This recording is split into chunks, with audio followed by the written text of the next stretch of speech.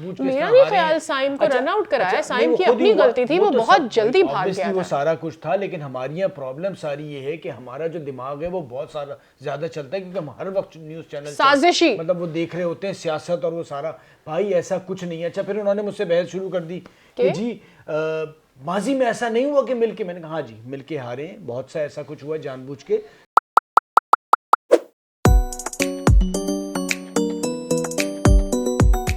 Hello, welcome to Labada shot. मैं हूं सादिया साहब से। और मैं हूं फवाद मुस्तफ़ा। बहुत गंदी परफॉर्मेंस ऑल टुगेदर। मेरे ख्याल में बॉलर से मैं बहुत ज़्यादा एक्सपेक्ट कर रही थी। आज जब स्टार्ट किया तो जिस तरह से आप कह रहे थे कि जी बड़ा टोटल बनता है, बनेगा, बड़ा टोटल बन गया, बट फिर भी मुझे ऐसा लगता है कि हमने गेंदें भी बहुत ज़्यादा ही गंदी कराई। एंड ऑन द रिटर्न भी मेरे ख्याल में हमारी कोई परफॉर्मेंस बहुत अच्छा नहीं रही। Starting from the beginning we were not responsible कि हमने क्या करना है टिल द एंड। देखिए, कैचेस जिस तरह से ड्रॉप हुए, उसके बाद हमने जो गेंदें की हैं, उसामा मीर ने बहुत बुरी बॉलिंग की, ठीक है। कोई ख़ास अच्छी किसी ने भी नहीं की एक्सेप्ट अब्बास आफरीदी के, हाँ, जिसने बहुत शानदार परफॉर्मेंस दी अपने डेब्यू पे। सादिया, प्रॉब्लम मैं वही कह रहा हूँ कि ये वो टीम है जिससे ये सीरीज़ जीतनी चाहिए। मैं पाकिस्तान के हवाले से बात कर रहा हूँ, ऑन पेपर अगर आप देखें। लेकिन मसला सारा ये है कि पाकिस्तान में जब एज ए टीम खेलना होता है तो वो उस तरह से क्लिक नहीं कर रही जिस तरह से करना चाहिए। उसकी जो मुझे सबसे बड़ी वजह नज़र आ रही है कि हम कॉम्प्रोमाइज़ कर रहे हैं। कॉम्प्रोमाइज़ इन अ वे कि बेस्ट ओपनर आपका फ़खर और साइम है, तो उनको ही ओपन करना है, ठीक है। उससे पहले अगर आप बॉलिंग में आ जाएं तो बॉलिंग में आपने जिस तरह से शाहीन को इनिशियली पहले और तो अच्छा किया, दूसरे में मार पड़ गई। साथ साथ जो फील्डिंग थी, फील्डिंग अब आप अगर केन विलियमसन का कैच छोड़ेंगे इतना आसान तो फिर बचत नहीं है। मुझे ऐसा लगता है कि बॉलर्स का था मामला, लेकिन जिस तरह से हम देखते आए हैं न्यूजीलैंड के अंदर, फिर आप खुद भी ये बता रहे हैं कि बाउंड्री बहुत ही छोटी थी, ground was small and comparatively runs बनने ही थे यहाँ पर। लेकिन अगर आप कैचेस ड्रॉप करेंगे, आप देखें ना आजम के और बाबर के कितने चौके उन्होंने रोके हैं टिल द एंड, और बॉडी बचा के पवेलियन को एक। तो बेसिकली ये भी मैटर करता है। T20 के अंदर हिट्स तो लगेंगी, गलत सही ऊट पटांग चाइना हिट सब लगता है, लेकिन बात ये है वो तो सब लगता है ना, इसीलिए लपाड़े हो या जो मर्जी हो सब लगता है, क्योंकि आपका इतना आपने पहली टीम को अपना बड़ा टोटल बनाना होता है, दूसरी टीम को बड़ा टोटल चेस करना होता है। तो मुझे ऐसा लगता है कि ये तो फील्डिंग में आपके पास गुंजाइश ही नहीं होती। बाउंड्री लाइन से कम से कम भी 4-5 चौके छक्के रोक लिए। हर चीज में कॉन्स्पिरेसी। हमारी यहाँ जो प्रॉब्लम है ना, एक ग्रुप पे एक साहब से मेरी उफ, और वो अकेले नहीं थे, बहुत सारे लोग। बाबर ने जानबूझ के कैच छोड़ दिया, ये चाह नहीं रहे कि शाहीन कप्तान कामयाब हो।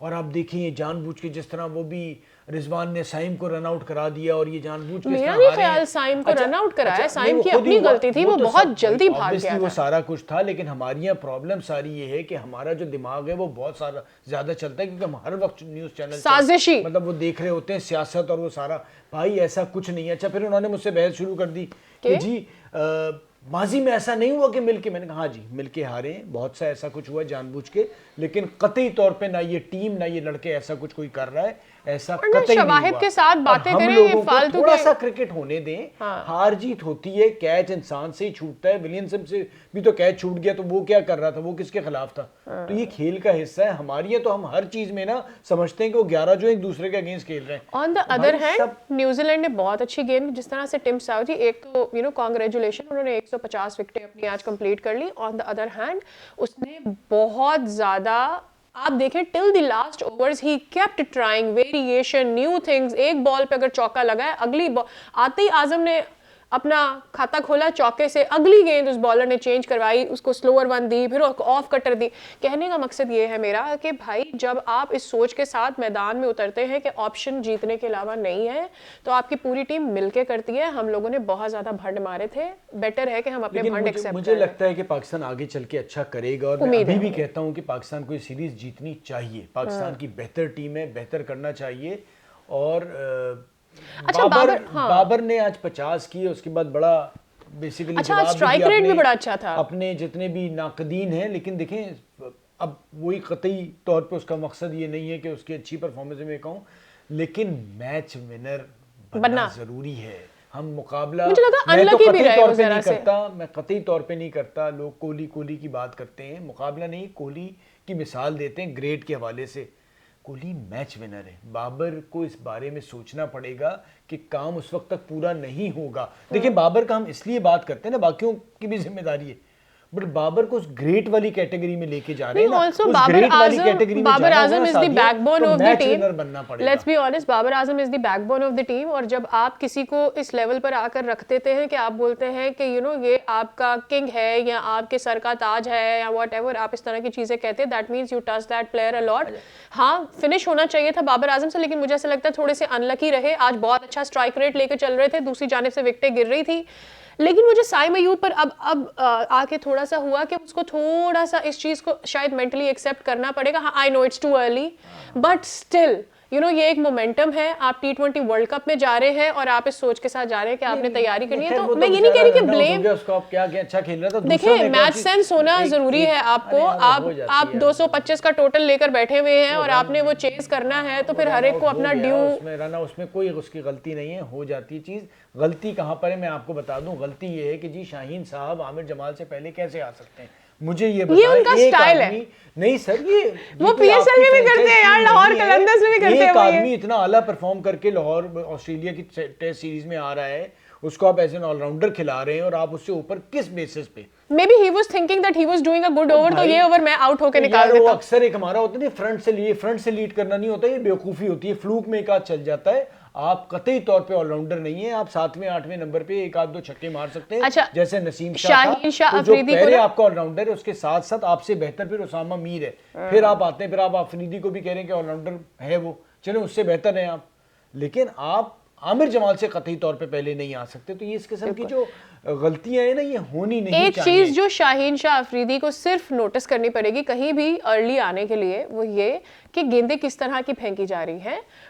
टिम सऊदी का विकेट कौन सी है, कंडीशन क्या है भाई? सऊदी का एक ओवर रहता था, सऊदी का एक ओवर रहता था। इन बिटवीन दैट आप ये नहीं जज कर सकते थे कि आगे आने वाला बॉलर कौन होगा और आपको गेंदें कैसी कराएगा।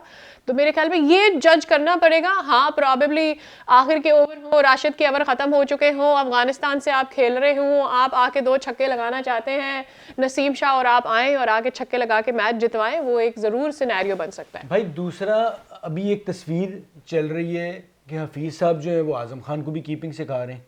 हाँ, ये बिल्कुल चल रही है। मेरी कोई समझ नहीं मास्टर आ ऑफ रहा ऑल है है देखिए, हफीज। वो तो हमने लास्ट टाइम सादिया मजाक कर लिया था, लेकिन ये कतई तौर पे नुकसान पहुंचा रहे हैं टीम को। और मुझे अंदर की भी थोड़ी सी जो खबरें आ रही हैं कि कप्तानी के मामले में भी और बाकी दीगर मामलों में भी इतना ज्यादा इंटरफेयर कर रहे हैं कि जो मैं कह रहा हूँ ना कि इतनी बड़ी टीम है, इसको जीतना चाहिए, उसको तंग करना है, और स्पेशली हार जाने के बाद तो अब और शोर मचा रहे होते हैं। तो ये बिल्कुल अच्छा नहीं है। हफीज को समझना चाहिए, अब कोई समझाने वाला भी नहीं है, कोई उनके ऊपर कोई जवाब दे भी वो किसी को नहीं कि भाई क्या कर रहे हो यार, आप क्यों आजम को क्या कीपिंग से, आपका क्या काम है?